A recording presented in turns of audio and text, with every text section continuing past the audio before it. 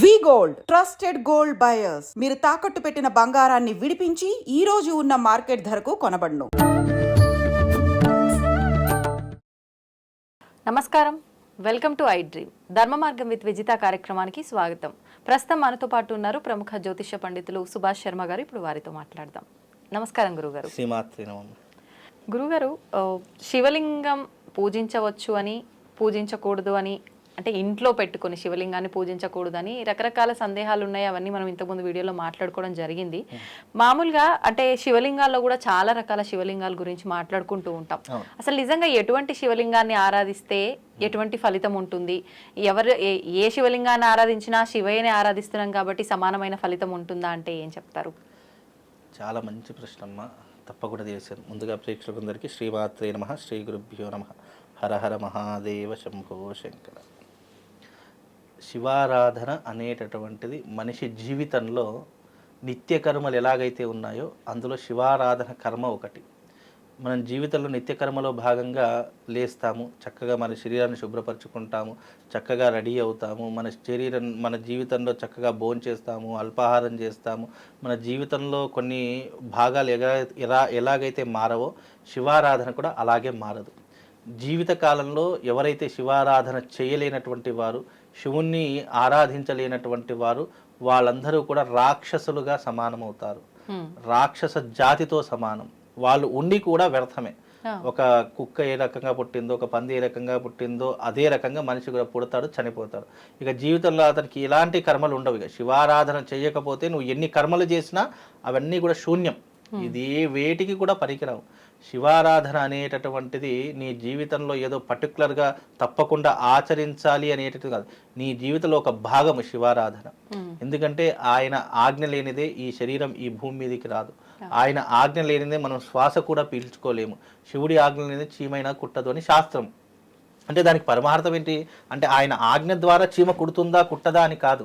ఆయన ఆజ్ఞ అంత పర్టికులర్. అంటే ఆయన ఆజ్ఞ లేకపోతే ఈ శరీరం నిలబడదు, శరీరం భూమి మీద ఉండదు, ఈ శరీరం అసలు ఎలాంటి రూపాంతరం కూడా చెందదు. అందుకే శివారాధన, ఇంట్లో శివలింగం పెట్టుకుంటే నష్టము అనేటటువంటిది కాదు. ఇక్కడ నువ్వు శివలింగం పెట్టుకున్నావు అంటే శివుడు నీ ఇంటికి వచ్చాడు. ఒక ఇంటికి వచ్చిన అతిథినే నువ్వు చాలా గౌరవిస్తావే.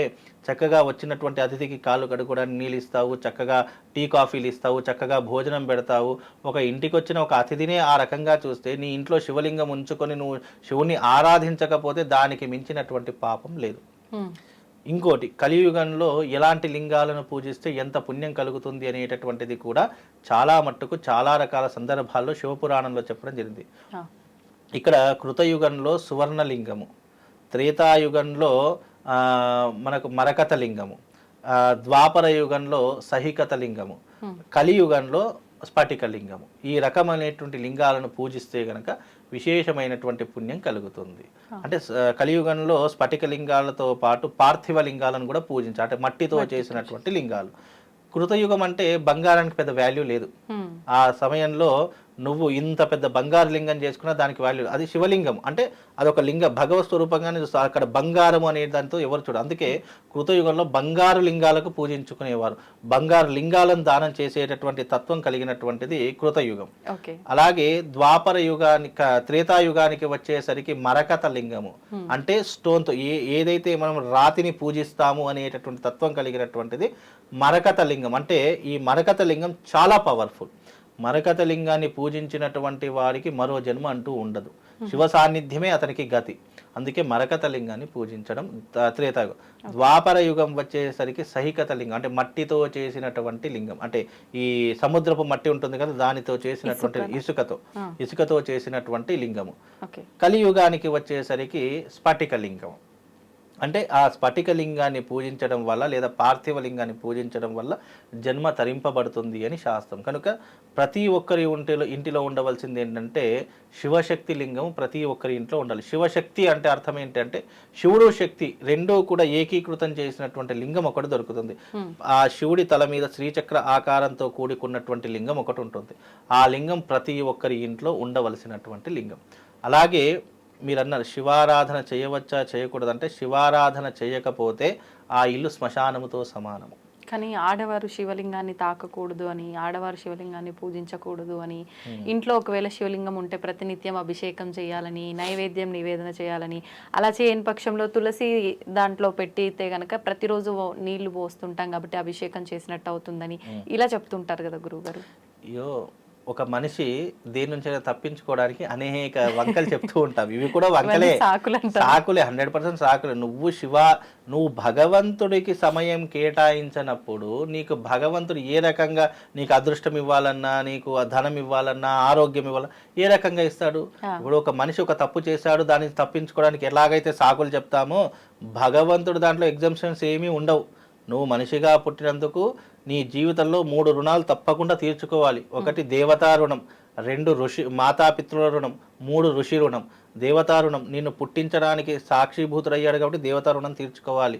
అలాగే ఈ భూమి మీదకి రావడానికి ఎవరి రుణము? తల్లిదండ్రుల యొక్క రుణము, వాళ్ళ రుణం తీర్చుకోవాలి. ఆ తర్వాత నీకు జ్ఞానము బుద్ధి నేర్పినటువంటి వాడు ఎవరు? గురువు రుణం. అందుకే మనిషి పుట్టుకతోనే ఈ 3 రుణాలతోనే పుడతాడు, అంతకు మించి ఏమీ ఉండదు. ఈ 3 రుణాలు తీర్చుకోవడానికే మనిషి నిరంతరము కష్టపడతాడు, నిరంతరము శ్రమిస్తాడు, నిరంతరం డబ్బు అనేటటువంటి వ్యామోహంలో తిరుగుతూనే ఉంటాడు. అందుకే శాస్త్రంలో ఏం చెప్పారంటే మనిషి పుట్టుకతోనే 3 రుణాలతో పుడతాడు. ఆ 3 రుణాలు తీర్చుకోవడానికే మనిషి జీవితం. కాబట్టి ఆ మనిషి జీవితానికి అర్థము పరమార్థం శివారాధన. శివారాధన ఒకటి చేసుకుంటే చాలు, 3 కోటి దేవతల యొక్క ఆరాధన చేసుకున్నటువంటి తత్వం కలుగుతుంది. ఇంకోటి ఏంటంటే శివారాధనకు ఈజీ వేవ్, పెద్ద మనము ఆగపడాల్సిందో ఇబ్బంది పడాల్సిందో ఏమీ లేదు. శివుడికి కాస్త భస్మం విభూది రాయడము, చెంబెడు నీళ్లు పోయడము, ఆ తర్వాత చక్కగా ఒక పువ్వు పెట్టి ఒక పత్రి పెడితే చాలు, అక్కడ పూజ అయిపోయినట్టే. అంతకు మించి శివుడు ఏం కోరుకోడు కదా. నువ్వు వేరే దేవతలు అంటే మామూలు దేవతలందరూ ఒకటే, కాకపోతే వేరే వాళ్ళకు నువ్వు అలంకరణ చేయాలి, బట్టలు కట్టాలి, లేదు అంటే చక్కగా గంధము కుంకుమ అక్షరతో అలంకరణ చేసుకోవాలి. శివుడికి అవన్నీ ఏం లేదు, చాలా భస్మం పెట్టి కుంకుమ పెట్టి చేసావంటే అంతకు మించినటువంటి మోక్ష మార్గం ఏముంటుంది. శివుడికి ఉమ్మెత్త పూలతో కూడా ఆరాధన చేస్తారు కదా. ఉమ్మెత్త పూలు చేయవచ్చు చక్కగా. ఆ పూలతో స్వామివారికి చాలా ప్రీతికరం కదా ఉమ్మెత్త పువ్వు.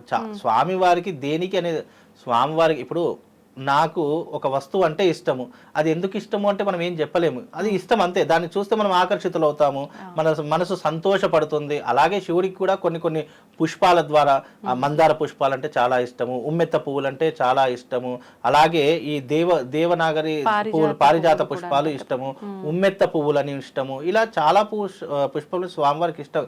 ఇష్టం లేనిది ఏమీ లేదు స్వామివారికి అన్నీ ఇష్టమే. మనం పూజించే తత్వంలో అనేక రకాలుగా కూడా అబ్బా స్వామివారికి ఇదంటే ఇష్టం కదా అని చెప్పి వెంటనే ఏం చేస్తామంటే వెంటనే ఆ పువ్వు పెడితే అబ్బా స్వామివారికి పెట్టే మనం ఆత్మ సంతృప్తిని పొందగలుగుతాము. ఇక్కడ మనం ఎన్ని చేసినా కూడా మన ఆత్మ సంతృప్తి కొరకే తప్ప నువ్వు పెట్టింది ఏమి శివుడు ముట్టుకోడు, మళ్ళీ తిరిగి మనమే తీసుకోడు. ఇప్పుడు శివుడికి మంచి పళ్ళు పెట్టాము, పలహారాలు పెట్టాము, అన్నీ పెట్టాము, మళ్ళీ మనం ఏం చేస్తాము, ప్రసాదం కావాలి కదా అని చెప్పి మళ్ళీ అవి మనమే ప్రసాద రూపంగా తీసుకొని మనమే కడుపు నిండా తింటాము. ఆయన ఆరగిస్తాడా మనం పెట్టిన ప్రసాదాన్ని? ఇప్పుడు భగవంతుడు భౌతిక రూపంలోనే ఆరాధిస్తాడు తప్ప ప్రత్యక్షంగా ఏ భగవంతుడు కూడా ఆరాధించడు, అంటే తినలేడు. ఎందుకు అంటే మనము మనస్ఫూర్తిగా పెట్టినటువంటి ప్రసాదము మనసా వాచా కర్మణ భక్తిపూర్వకంగా పెడుతున్నాము.